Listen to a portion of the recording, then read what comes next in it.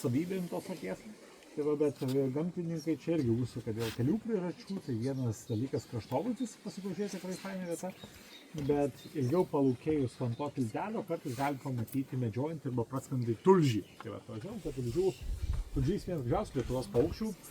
Nėra labai retas, dabar prieš kaip tik metus buvo baigta nacionalinė tulžių inventorizacija. Tai tos inventorizacijos duomenimis Lietuvoje yra apie 700–800 tulžių kažkur perrinktų. Na, čia buvo aišku ekstrapoliuojama, modeliuojama, tiksliai niekas nepasakys, bet tai nėra retas paukštis tinkamose buveinėse. Tai reiškia, kad šlaituotose upės pakraščiuose arba kitose vietose, kur yra skardžių smėlėtų, tai tie paukščiai gyvena. Tai čia, sakykime, jisai neperi va šitam šlaite konkrečiai, nors visai nebloga vieta būtų, bet turbūt žmonių intensyvuos partneris. Bet kartais tupi va net ant tiltelio sumatęs, tų vašakų pakraščiuose. Tik tais, aišku, ryto valandos būtų pačios geriausios jį stebėti. Bet mes nueisim ant to tiltelio į apačią, pastovėsim 5 minutės, jeigu praskris.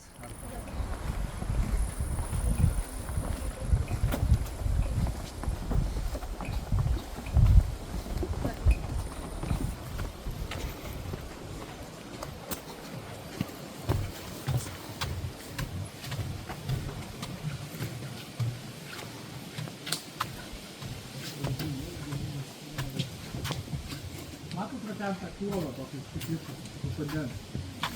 Pusiausiai sveikas. Šiaip tai bjaurokas, ponas. Aš atsiprašau.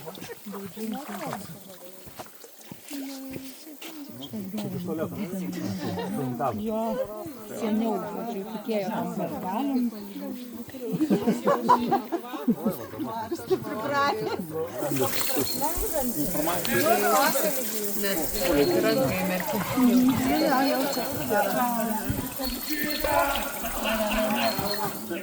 Čia viena, šiaip beveik tokį patį turi dar didžioji zylė, labai panašų, bet čia kaip kilo.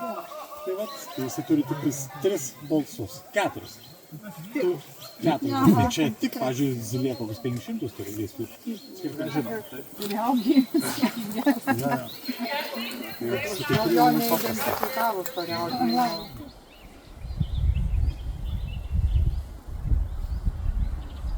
På brystsignalet for en meget tydelig tegning på undersiden af bagvingen, der ofte hviler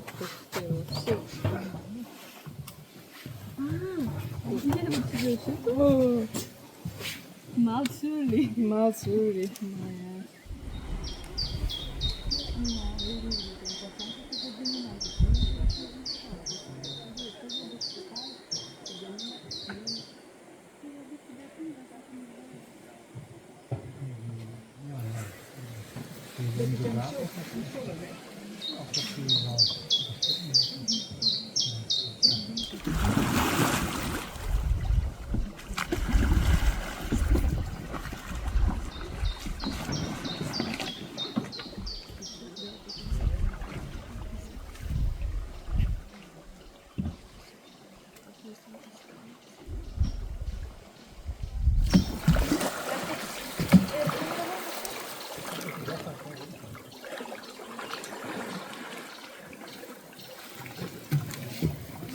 Mišką į Kijevą ir panašiais vaizdais.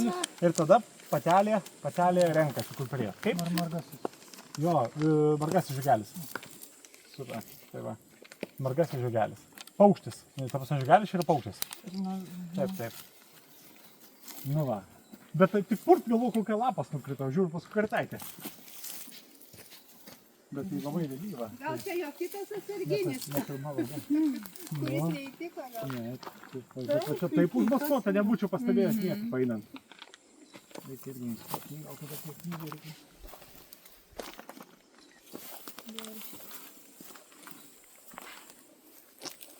O ką ten pamatė? Žiogelis, margasis. Margasis toks kaip vabzdys, ne?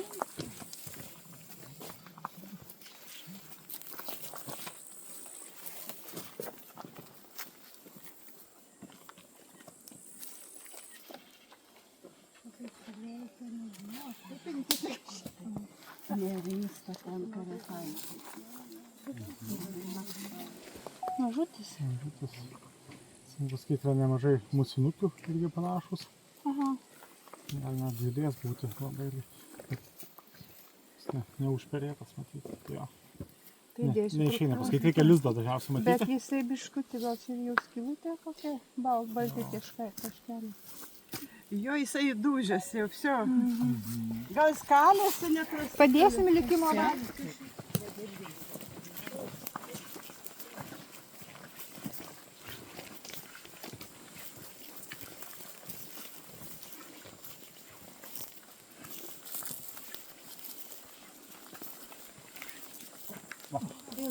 Matėt?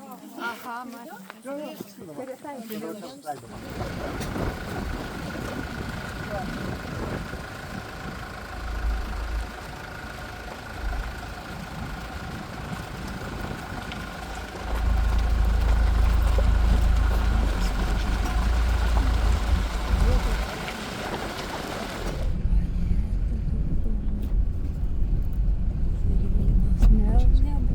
Sveika atvažiuoti. Nesunku jau.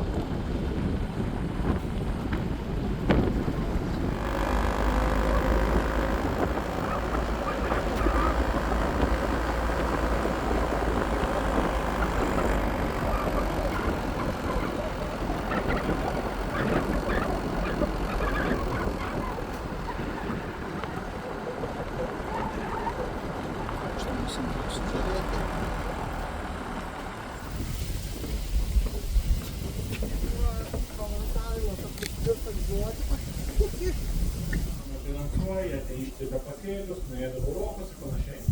Tai aplinkos ministerija visada galvoja, ką žinot, nes ten yra 400 kubų kartai gardino, jie pradėjo čia perindėti sieną. Ir padarė Tai jeigu mes pažvelgtume į Dzūkiją per amžius, kokia jinai buvo nebuvo visą laiką apsodinta plantaciniais miškais, kaip dabar yra. Buvo visą laiką atvirų buveinių su žemyninėmis kopomis. Ir tai reiškia su atviromis kopomis, kur būdavo įvairi augalija, flora, fauna ir panašiai, kuri gali gyventi tik tais ant žemyninių kopų, būtent tų smiltyninės rūšys. Tai buvo Natūra projekto metu, Natūralito, nuspręsta atverti 3 tokias vietas, kur tos rūšys galėtų vėl pradėti formuotis. Tai viena iš tų kopų yra čia, tai vat, pati didžiausia, man atrodo, štai yra. Viena nuo Varėnos link Marcinkonių važiuojant, kiaurai pravažiuojama, ir viena yra iš Čepkelių vakarinės dalies. Tai va, tai dabar yra tik tais pernai, jas tik iškirto, truputį prašau tylos dar, iškirto pernai šitą teritoriją ir dabar atrodo tiesiog kaip kirtavietė. Tai sunku suprasti, kuo čia ta teritorija ypatinga. Tačiau dabar kiekvienais metais bus šienaujama. Šienaujama ta teritorija, visi kelmai, šakos išraunami, kol per kokius 5 metus, per 10 metų, sakykime, bus suformuota pieva, augmenija. Būtent tos smiltyninė augmenija, kur gali gyventi visos smiltyninės rūšys, tiek augalai, durgeliai, visokie lygiažvyniai žalčiai ir visa kita. Tai sakykime, dabar žmonėms sunku supras, kuo tai skiriasi nuo kirtavietės. Sako, va, taigi pilna tų kirtavičių, čia dar viena kirtavietė, tačiau tikslas kitoks. Kirtavietė po metų yra užsodinama plantacija vėl ir vėl užauga jaunuolynas ir paskui vėl iškertama, net nespėjus ten į miškų niekam suformuoti.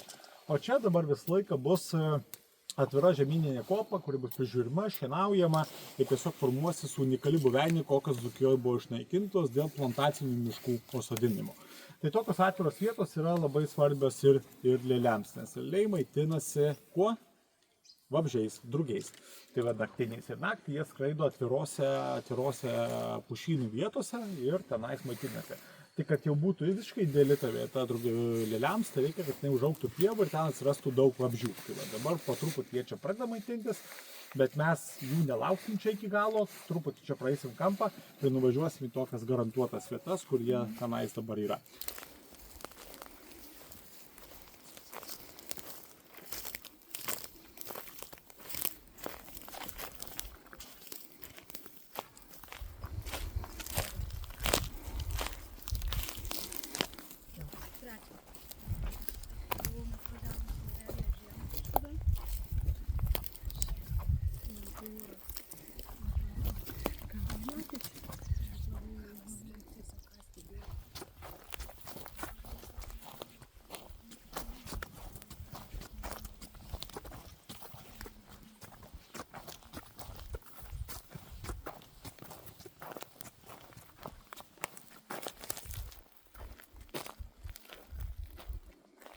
pėdsakaliai maitinasi.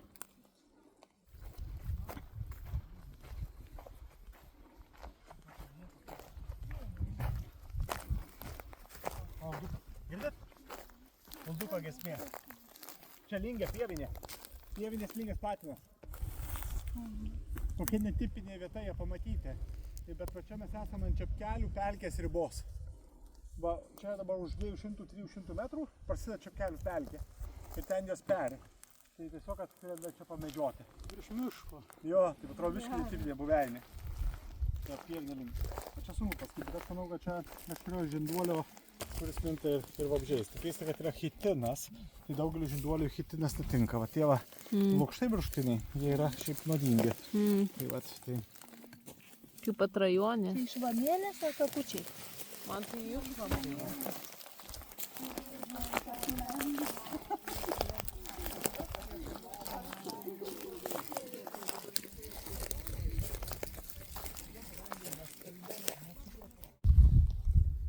Dieną čia paukštėt pasilėsime pamedžioti.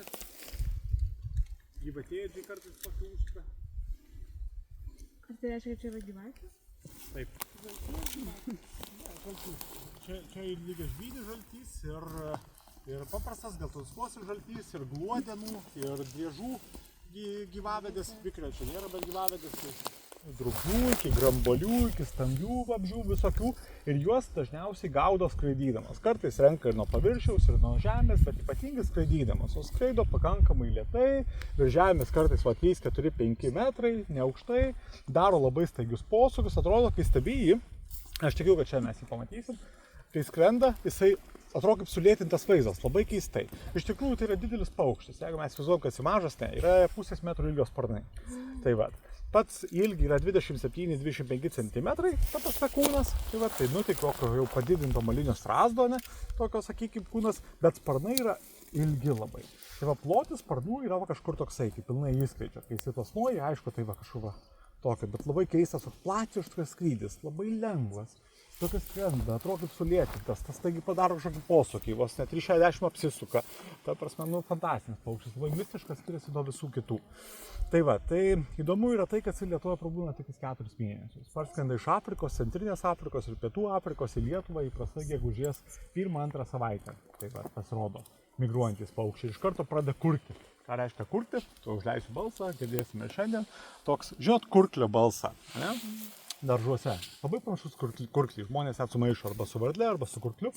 Jisai kurkia, tik tai skiriasi nuo visų kitų, kad jisai ne vientisai kurkia kaip lelys, o jisai tokį padaro lūžį.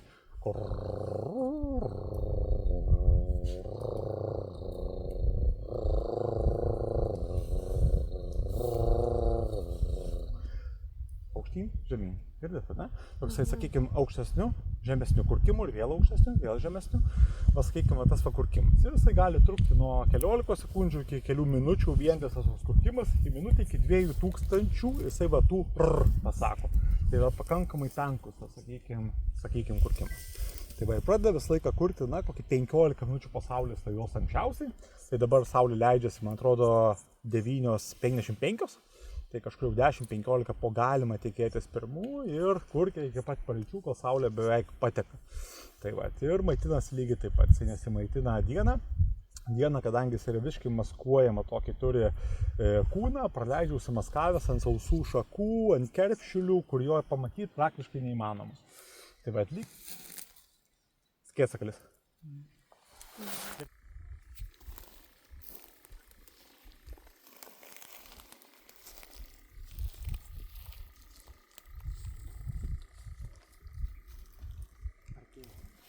Girdėjot?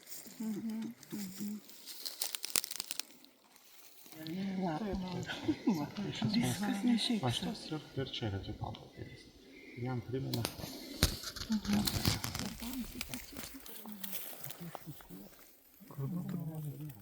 Monokas tas paliko.